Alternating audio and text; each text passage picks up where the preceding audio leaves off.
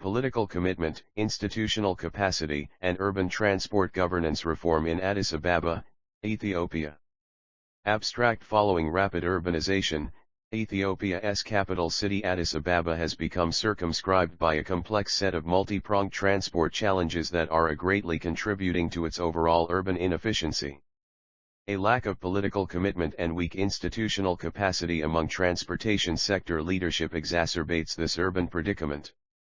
In these contexts, this paper examines the efficiency of the 2012 transport sector reform package initiated by Addis Ababa City Administration under Mayor Diriba Kuma. Through this research, the roles played by a lack of political commitment and institutional capacity in the design, management, and implementation of the urban reform agenda are closely examined. To do so, the paper utilizes a public sector governance (PSG) reform framework to analyze the interplay between political commitment to reform and institutional capacity to implement agreed reforms. In particular, the paper highlights the outcome of reforms in circumstances in which there is substantial political commitment but low institutional capacity. In this regard, to achieve better public policy outcomes, the study identifies the need for dismantling unnecessary bureaucratic procedures as well as addressing inefficiencies in governing structures, coupled with revisiting and improving existing norms, rules, and regulations in transport governance. 1. Background. Good governance is critical in enhancing the development and management of the urban transport sector as a means to spurring economic growth and providing access to city residents. To meet this end, the Addis Ababa City Administration has passed different reform programs in its search for sustainable solutions to the rapidly urbanizing metropolis, but it has done so under conditions of limited resources amidst wider poverty. In such circumstances, transportation systems were elevated on the developmental policy agenda by the mayor of the city in 2012. The move had wider support as other political parties accepted that failing to address such urban challenges could incite popular resentment similar to that which occurred following elections in the 1990s. Addis Ababa is the 125-year-old capital city of the second most populous nation in Africa, Ethiopia.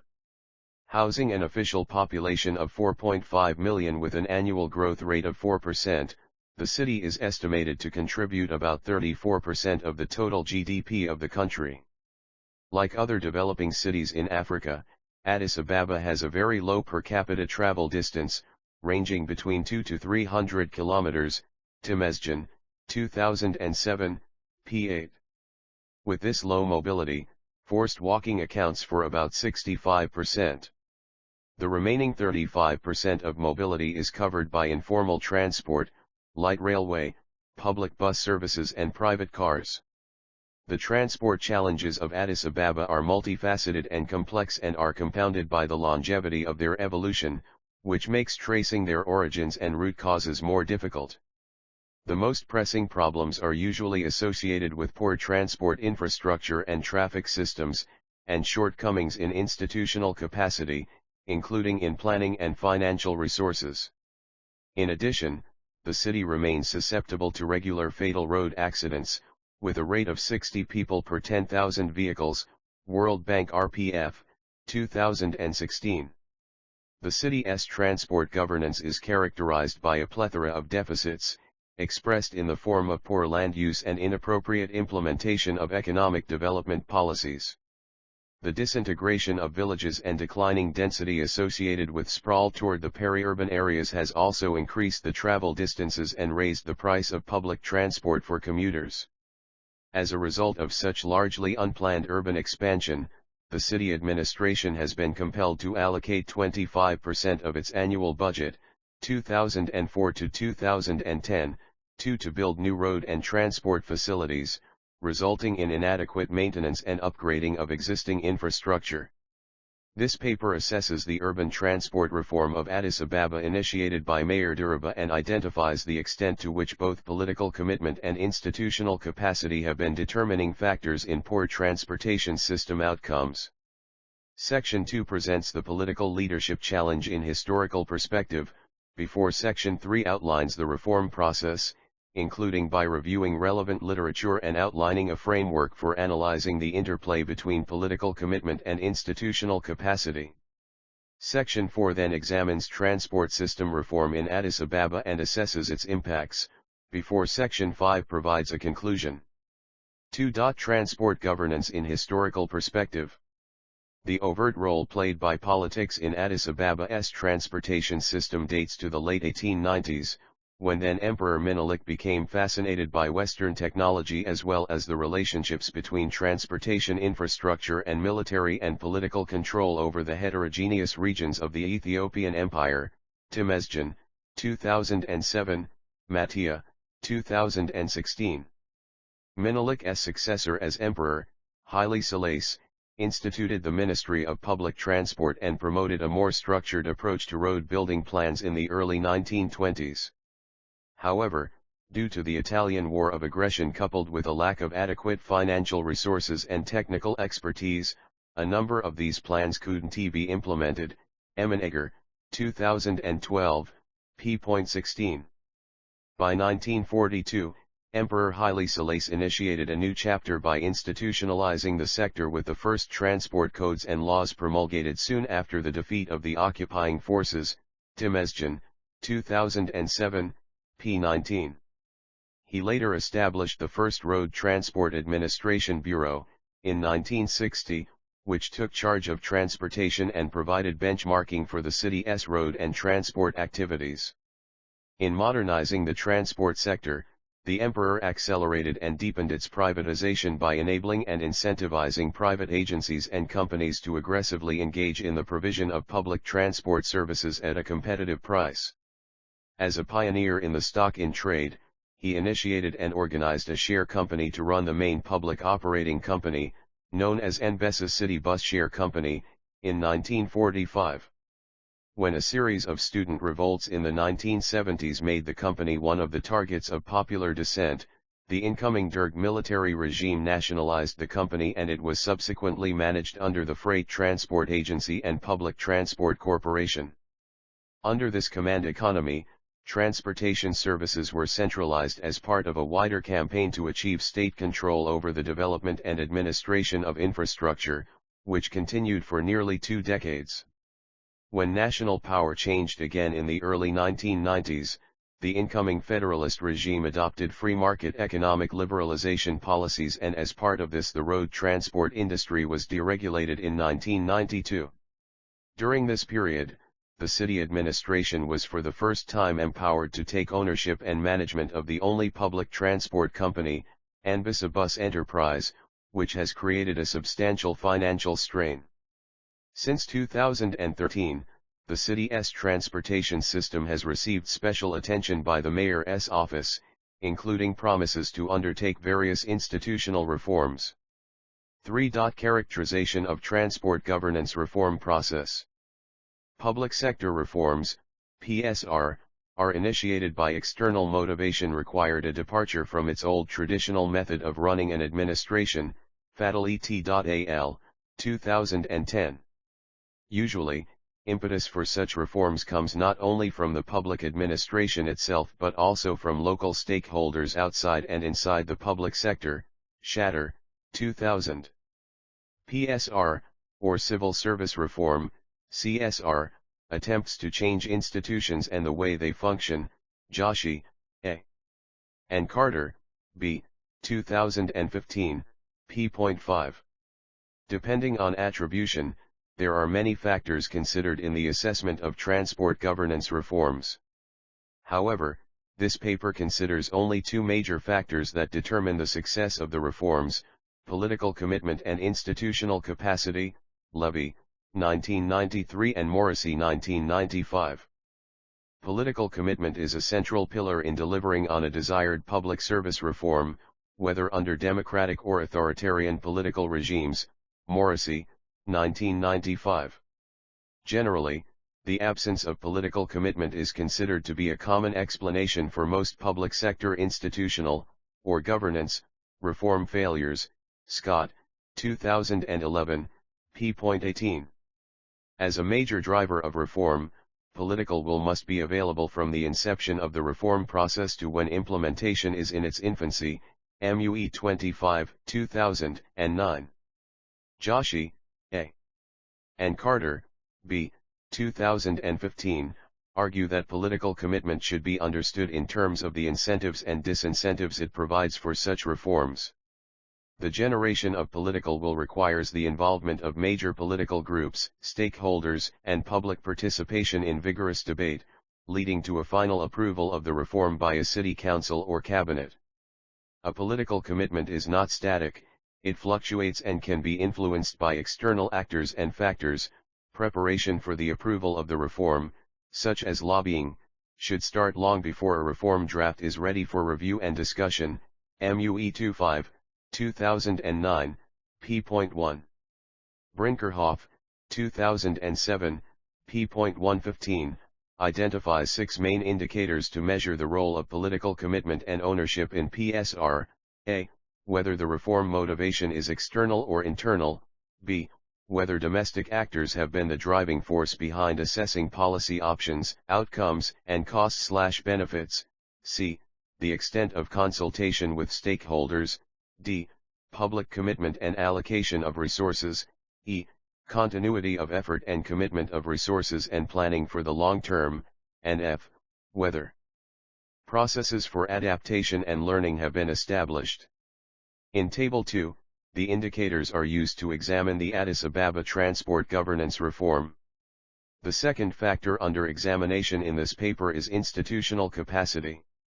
The concept of institution is generally taken to refer to the rules and norms delimiting and guiding human behavior and social interactions, with obvious relevance to development processes, Morrissey, 1995 p.638.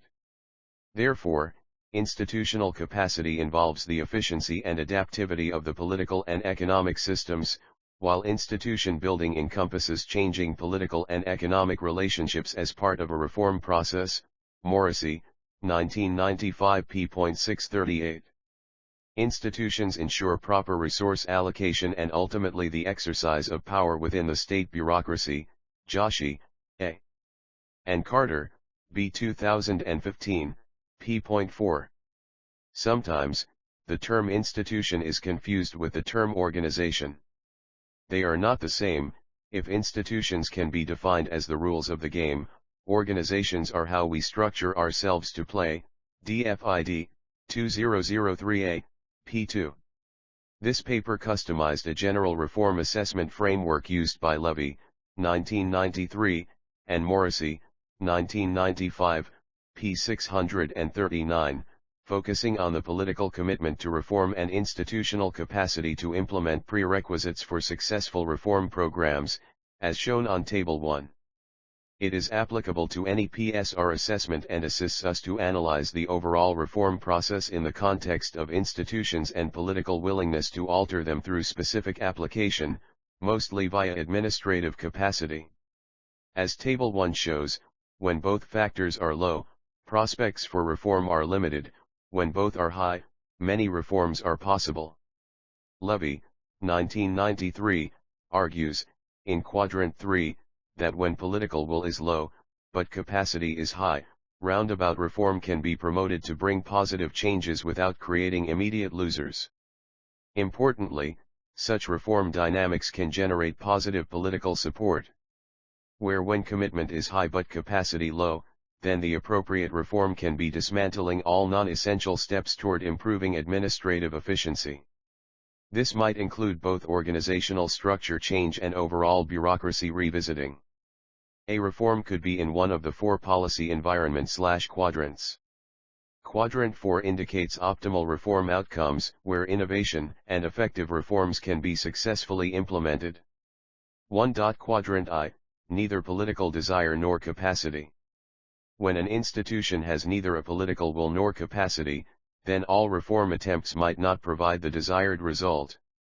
This means the policy platform or environment is not conducive to bring feasible public service reform. 2. Quadrant 2, high political commitment but low capacity. In such scenario, a reform is feasible and incremental, i.e. reforms are gradually implemented with a limited scope. The political commitment provides fertile ground to exercise innovation, and focusing on the capacity building might assist the constraint to bear laxed. In this case, the appropriate reform is dismantling all that is not essential as a step toward improving administrative efficiency. 3. Quadrant 3, low political commitment but high capacity. Feasible reform is possible, and the achievements could be gradual and incremental in nature, but it might not be that innovative. In such scenarios, roundabout reforms are promoted to bring positive changes without creating immediate losers. 4. Quadrant 4.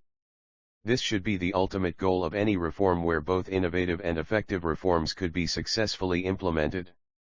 Levy, 1993, argues that moving from left to right quadrants means the political commitment increases. If the reform is more desirable, politicians might go beyond their desire to implement reform policies by creating coalitions with opposition members who are in favor. Generally, institutional reform often involves organizational reform and incorporates two major changes: institutional, formal and informal, as well as organizational change, see Figure 1. These changes are necessary as rules, norms, and regulations are implemented, shaped and changed by people and organizations. Joshi, A. and Carter, B. 2015. The process of institutional reform is a series of steps, starting with analysis and diagnosis of the overall institutional framework and the organization in its institutional context, followed by design, and ending with monitoring and evaluation. DFID, 2003b. New PSR reforms usually adhere to lessons drawn from previous experience of public service reforms, such as decentralization, policy setting, policy formulation, policy coordination, and institutional change in both formal and informal institutions. 4. Addis Ababa Road and Transport Bureau reform. Recent Ethiopian public sector governance reform attempts are homegrown and supply-driven reforms, and have enjoyed high political commitment and ownership. In particularly, the second-generation PSR have been seriously undertaken and were aimed at decentralizing decision-making power and narrowing the capacity differences in the bureaucracy by placing effective top-down performance discipline as well as bottom-up accountability mechanisms. WB, 2013. Following the second PSR, in December 2014, Addis Ababa City Administration Cabinet approved the new transport reform that dissolved and dismantled Addis Ababa Road and Transport Bureau, IJERT, into three new autonomous bodies: the Traffic Management Agency, Public and Freight Transport Authority, and Drivers and Vehicles Inspection and Control Authority, which all are accountable to IJERT.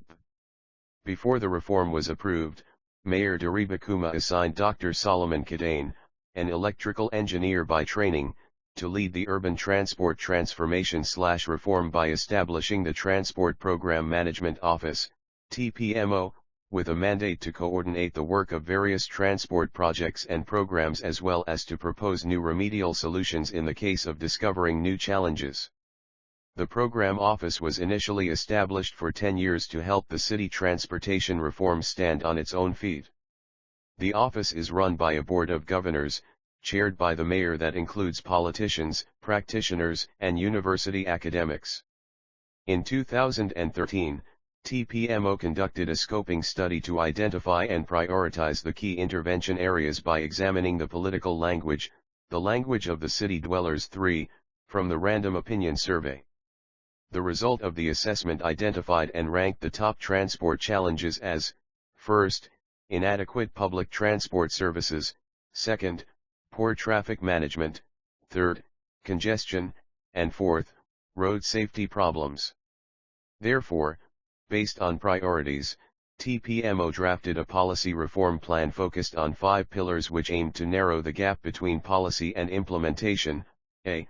Development of strategic plans and standards that sustainably augment the current and future transport challenges of the city; b. Institutional capacity building; c. Project coordination and integration among different stakeholders and within the Bureau; d. Creating a system of sustainable operation of transport systems and services of the city; e. Infrastructure development.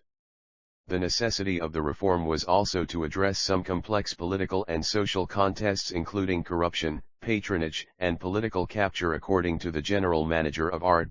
Reference.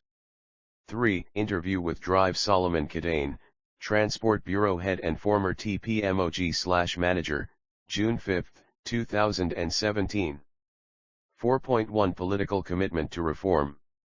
Any public sector reform needs to take politics seriously and move from thinking politically to working differently. Menical, 2014, Joshi, A. and Carter, B. 2015. As shown on Table 2, this paper's adopted Brinkerhoff S. 2007, p. 115, framework to measure the role of political commitment in the Addis Ababa transport governance reform. The reform was introduced based on problem-driven motivations, consequences of both internal and external pressures. In particular, the city dwellers' demands for better service delivery was a primary driver. However, the reform didn't involve domestic stakeholders such as opposition political parties, civic institution, private transport operators, taxi associations, community leaders, city residents, and trade and professional associations during the inception or design stages. Little space was given to informal institutions such as the paratransits in the reform design, even though they cover 40% of the total mobility in the city. This is partially because the ruling political party, IJERT, favors firm government control over if not direct ownership of all economic activity. Thus, despite the momentum created by demand from the public and the commitment to quick implementation by the top political leadership, stakeholder consultations were limited by the top-down decision-making approach of the government as well as a culture of limited wider discussion. On the other hand, because of the mayor's political commitment, the overall financial resource allocation for the Transport Bureau increased tremendously. The annual budget has jumped from $2,608,695 to $56,521,739 during what time period? 4. However, following this abrupt budget increase, widespread practices of nepotism and rampant corruption undermined the transformation drive of the city administration. Even though the dominant political philosophy of the ruling party, of which the mayor is an executive committee member, doesn't entertain the role of individuals in initiation of policy reform, his personal commitment to bring about change in the transport sector has motivated him to boldly design a reform package and convince the party leadership to buy it. The transport governance reform of the Addis Ababa city was focused on establishing new offices and reshaping the overall organizational structure, rather than improving institutional capacity to provide incentives in a way that shapes the behavior in the Bureau. This has been the main pitfall in consecutive reform attempts by the city administration.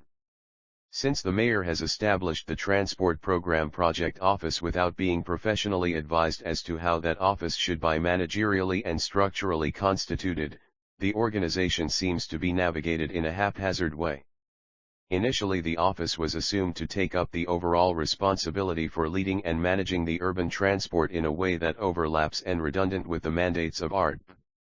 In addition, there were some flip-flops as to whether the office be a project management or program management, and some critical issues are handled as they come along.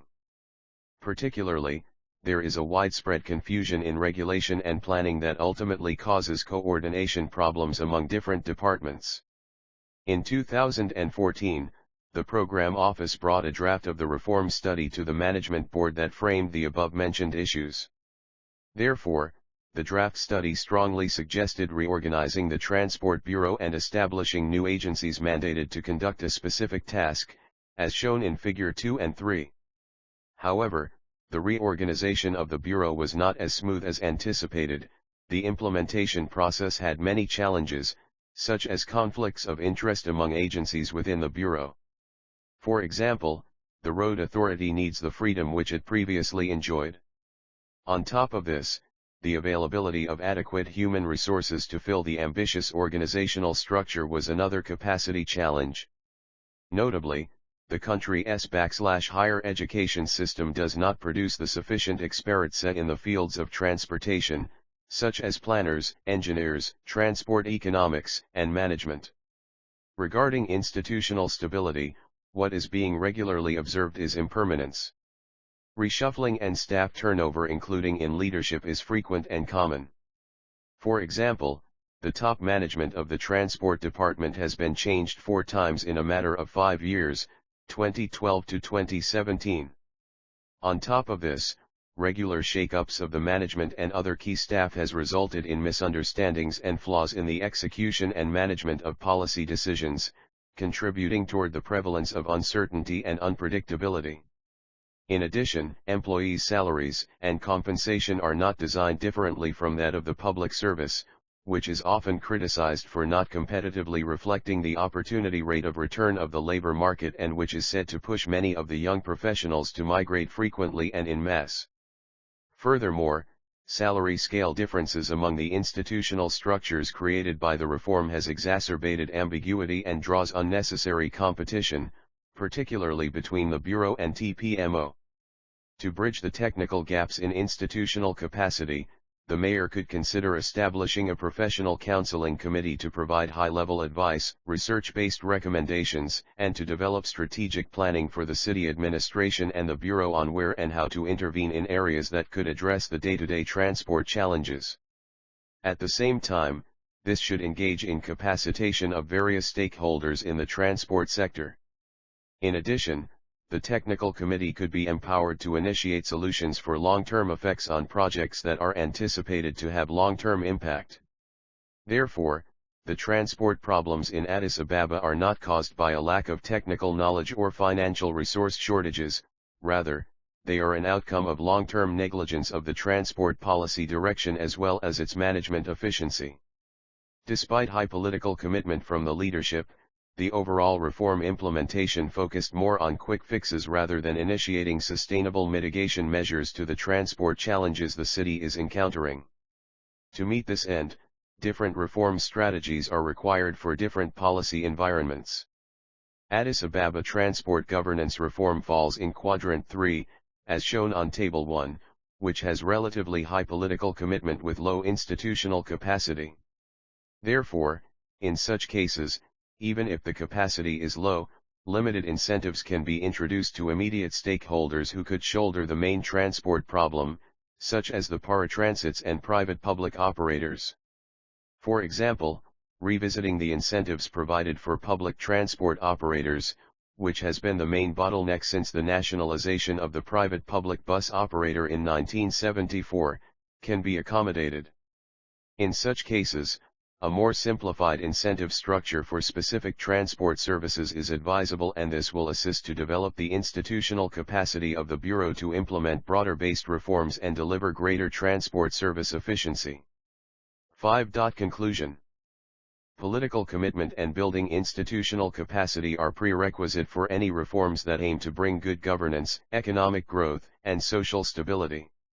This research draws 3 main conclusions. First, the transport governance reform didn't allocate enough time for planning, design, and execution measures that include identifying institutional capacity/incentives and administration capacity gaps. Second, given the weak institutional capacity in the policy environment, targeting specific transport service areas and piloting reform in those is advisable instead of implementing wide and large-scale reforms. Third, engaging the main stakeholders in every policy process is necessary to enhance its implementation.